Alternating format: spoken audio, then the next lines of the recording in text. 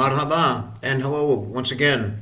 I'm American historian Dr. Jack Dempsey, living in Crete these days. It's Wednesday, January 28th, 2026, and with me is my brother and dear friend Muhammad Ismael, a writer and historian from Deir al-Balah in Gaza. We've been friends for about 6 years now and have produced, I think, over 60 programs about Palestinian life at the channel here called 37 Dionysus. 37 Dionysus. If you're interested in hearing Muhammad hold forth on all the richness of Palestinian life, not to mention their daily struggles to survive, please check that out, and we think you'll enjoy it. We're also making pages at a place called WordPress, Jack Dempsey Writer at WordPress.com, Jack Dempsey Writer at WordPress.com, where you can see all kinds of family photos and the long story of our association, which has been all about trying to better Muhammad and his family's life. You can do that too, and there are connections under more information here about how. So, brother Muhammad, welcome once again. It's great to see you. We have been out of touch for a long time because things are so bad there in Gaza, not to mention the internet connection. But how are you? What is happening with you today, brother?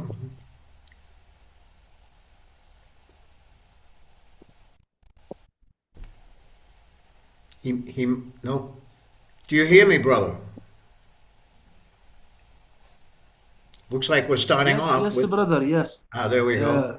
Uh, yeah. Welcome, brother. Welcome. I am so happy to talk with you again after long absence. We didn't talk for more than maybe two months.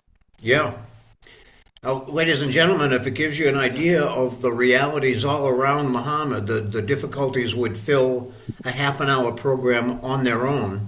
But, well, for today, imagine how you would feel if there was an unexploded artillery shell right outside your door.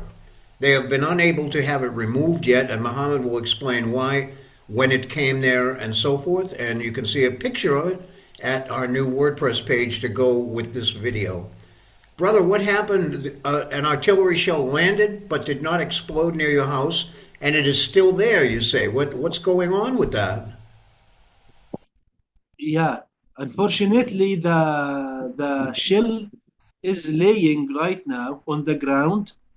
We cannot remove it because we are not qualified to Of deal with course. the. We need some experts in order to deal with this issue. We Yes. used to phone, we used to contact a lot of international organizations here in Gaza. The most notable one is the UN Mass, and right now they are promising us to come to attend. Actually, there are a lot of challenges in front of the UN Mass. Maybe the most important challenge is the uh, non-cooperation of Hamas. Hamas doesn't cooperate. Hamas, as a de facto power here in Gaza, they are not cooperating with UNMAS, but they are putting challenges and obstacles. So with this of this unexploded shell, it is linked. It is still there. And that, as you told me before, Muhammad, is because Hamas wants to acquire that shell in order to make more explosives for their armed struggle. Uh-oh, I think we might have lost Muhammad already. I hope you'll bear with us for a minute because he usually comes right back, ladies and gentlemen. But these are the vicissitudes that afflict almost every program we try to produce, giving you the down on the street information and news from Gaza itself. I don't know of another news program that tries to do that, including a Palestinian. We have lots of elite Western media figures who do it all the time based on reading the newspapers and the internet. But Muhammad, for years now, has been given the straight dope on what is happening in Gaza. So his talks are always worthwhile, and We hope you'll hang in there a couple of minutes with us.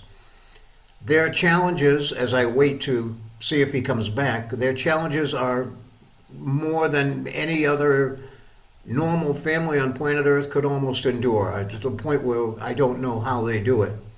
They have to search every day for food, to pay for it after it's been stolen by Hamas or other armed gangs and charged exorbitant prices for it. Muhammad has to walk about 3 kilometer round trip to a well that was dug probably in the Bronze Age to get water, which he then carries home, and they have to boil it and otherwise treat it with special pills they got from the UN and so forth.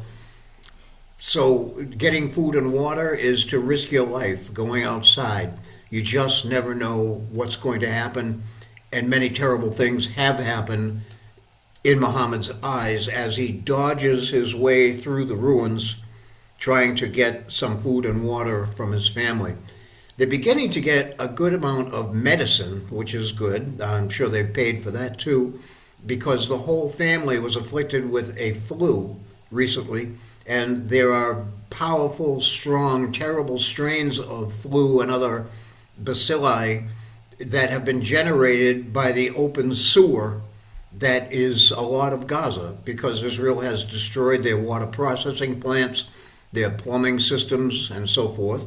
So it's just a day-to-day battle to survive. There are shrapnel holes in the walls of his house. The challenges, any one of which, no electricity, no flowing water, no toilet, would make your average planet Earth family beside themselves. And they've been living like this for years. So it seems as though we're going to have to wait longer for Muhammad to get back, if he can at all. And I'm doing my best. We'd like to share with you one other thing, that Muhammad was the close friend, if not the closest friend, of the late Palestinian poet Salim al-Nafar, who with his entire 13-member family was murdered in a bomb strike in his home in Gaza City back in December 2023, I believe it was. They were very close friends, and Muhammad has written extensively about the man. Quite an amazing character. And also Muhammad has translated, and I have helped him get into some proper English, many of Salim's lyric poems. They are visionary, incandescent, and his heart was just overflowing with love for his people, for his home place. That's why he's dead, you might say, because he refused to leave his home in Gaza. So at, again, our WordPress pages, Jack Dempsey Writer at WordPress.com, you can enjoy a lot of Salim's work, and it's becoming increasingly popular around the world through, I can see the daily readership from all kinds of countries. Muhammad has just sent me a message saying, "I am sorry, brother," which means that he is trying hard to get back on with us, but he may not make it. So we'll give it, let's say, one more minute. And again, one of the things that most people say is, how can I help? How can I help? He writes, "This is so depressing." Yes, it is, but you can help by contacting us, and we will arrange, with absolute fidelity to any donor, some cash. Go to Western Union or contact us, and we would see to the direct transfer to Muhammad's bank account, because they are trying to raise enough money to get out of Gaza, to emigrate the whole family to another place in the world where there might be some hope of a normal life for their 4 children. Mary, a little toddler born last February. Jojo, his oldest son, a beautiful young man. And their 2 twin sisters, Lena and Dina. There is also Muhammad's mother, his wife, and his sister. And we are trying very hard to raise enough funds to get them out of there. So if that interests you, please contact us. There will not be 1 penny of your funds that comes out.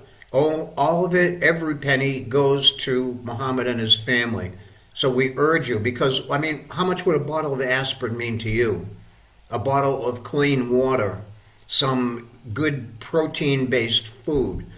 These things they must fight for, struggle for, almost beg for every day. So we hope you will reach out and touch the Ismael family with some help that will help them to stay alive until they can get out.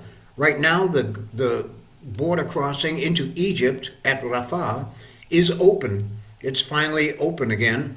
But Muhammad says it's not, well, worth it to try to go there and get out right now, because priority is being given to people who have such injuries and such diseases and health problems that they have been given priority to be taken out of Gaza and to some other medical establishment in some other country where they are not forbidden to go to the hospital, as they are in Palestine-Israel.